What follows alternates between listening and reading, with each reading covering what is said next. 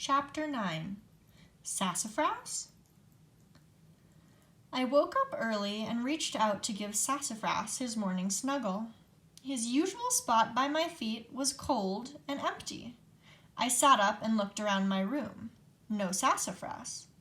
"Sassafras!" I hollered. "Sassafras!" Still nothing.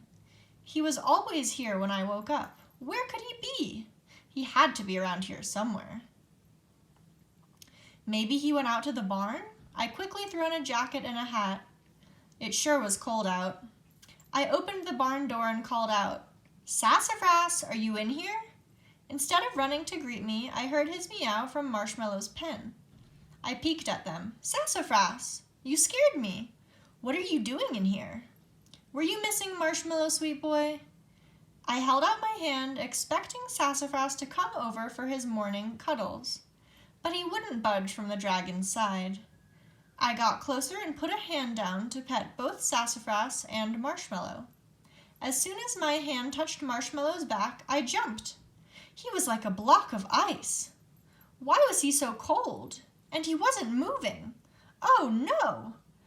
And then it hit me. Our little dragon was a reptile. How could I have forgotten that reptiles can't make their own heat? I jumped to my feet in search of a heater. There's the heater. Thankfully, the third cabinet I looked in had one. I let out a big sigh of relief. I plugged it in and set it in the pen facing the dragon. I should have remembered this. Only a few months ago, my friend Sophie went on vacation. She had just gotten the sweetest little baby lizard as a pet. I was over the moon excited to watch him while she was gone. When she brought him over, this big lamp thing was resting on top of his terrarium. Sophie told me it was his heat lamp, and she made me pinky promise to be really careful about always leaving it on.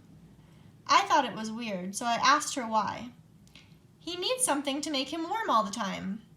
He's cold-blooded, so he can't do it himself," she told me. "If you don't plug in the lamp, he can get really sick or die." After Sophie left, I asked my mom to tell me more about what being cold-blooded meant.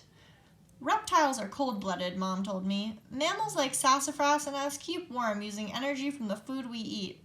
We can even keep ourselves the same temperature by sweating when we are too hot and shivering when we are too cold. We are warm-blooded animals." "But reptiles like Sophie's lizard can't use food and energy to keep themselves warm," she continued. "Reptiles can't shiver to warm themselves up either. They are cold-blooded animals. In the mornings, you can often spot cold-blooded animals warming their bodies with heat from the sun. Once they're warm enough, they slither, crawl, or hop away. At night, and in the winter, they find caves or burrows or other animals to huddle up with to keep warm. It's important to keep pet reptiles at a safe temperature using something like a heat lamp. Good thing Mom had a little heater out here in the barn." Now that the pen was nice and warm, the baby dragon started moving a bit. He picked up his head. Phew! I let out a breath. I hadn't realized I'd been holding. Marshmallow took a few more steps, then stumbled and fell to the ground. He didn't get up. I fixed the temperature. I fed him the night before. What could be going on? He let out a heartbreaking whimper and half closed his eyes. Oh no! Was he dying? I didn't know what to do. My heart pounded. I walked one way, then another. I needed something. I needed my mom. And that's the end of Chapter 9.